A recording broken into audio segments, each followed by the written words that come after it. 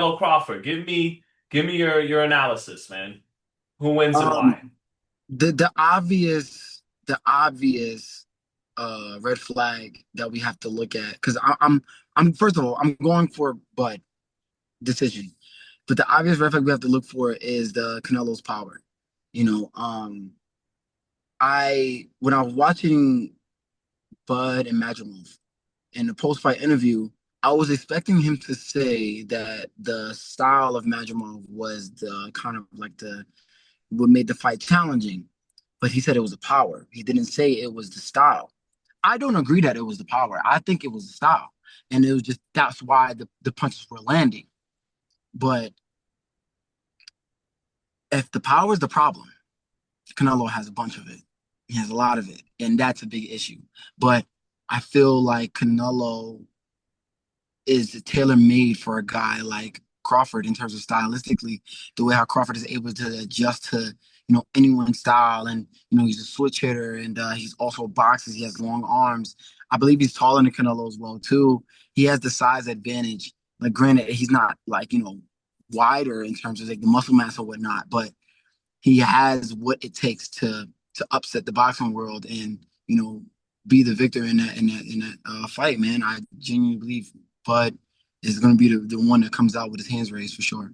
When you talk about Canelo's power being the red flag, is it a case of like when people talk about taking the power, does it not even necessarily mean taking the power when it really connects? It's about does he hit hard enough to make your body brace for impact, not Right, the little things that make you uncomfortable and not allow you to right, execute. Yeah. right. And I do think that Canelo possesses that, especially for a guy like Crawford, being Crawford is much that much smaller than him naturally. But um, Canelo, I feel like he needs to worry about Crawford's footwork. Canelo's footwork has never really been like fast. People want to blame it on, oh, he's getting older. That's no. His feet has always been like this. He couldn't keep up with Floyd.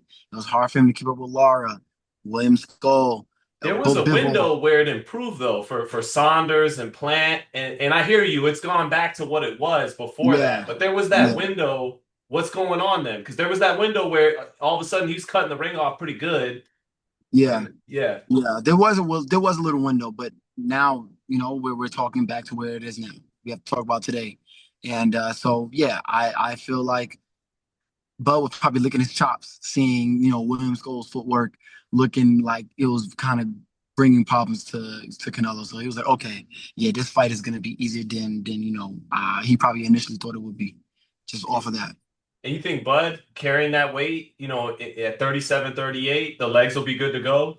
We'll see. Bud Yeah. is he's a man that stays in the gym though. You know what I'm saying? He's a real like hard worker, bro. There's not a lot of boxers that work like Bud. So I do feel like he's gonna take the right approach, and I feel like he's gonna be his best self. If you really watch, you pay attention.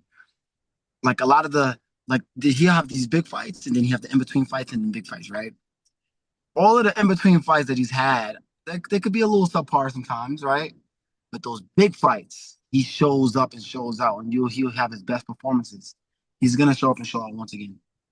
Well, I said I was going to close up, but I can't. I got to close on you. I don't want to close on Canelo. I want to close on Bruce Carrington. If you win Yeah. this fight, that would mean let's just say hypothetically, Fulton Foster, they're staying at 30. The champion's not, Fulton's not coming back to 26, win or lose.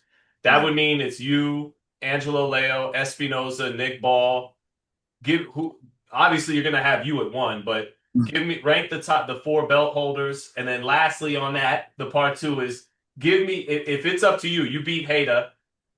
What's next? Plot out the course. Top Okay. four, and then plot out the course, and we out of here. Thank you, Bruce. All right. So me, yeah, like you said, one and everything, but I do believe that it's kind of like it's teetering between Espinoza and Nick Ball for me.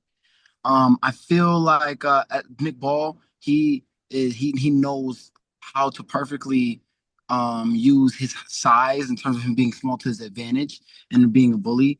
But then also with Espinoza, he is that anomaly of a guy to where he's just such a tall featherweight, and he's such a problem with that. So it's kind of like neck and neck. But I think on a business side, I have to give it to Nick Ball. just because he probably would be the most lucrative fighter in the division. And then Espinoza and then Leo for sure. And then to your second question, to map it out, I would love to being that we're locked in more so on the WBC side with the interim title coming up. I would love to fight the winner of Ray Vargas and Carlos Castro to fight for the world title. And then we could unify any which way. We could, any, many, money, more. It don't matter. I want to be able to unify and then become one of the best to ever do it in featherweight division.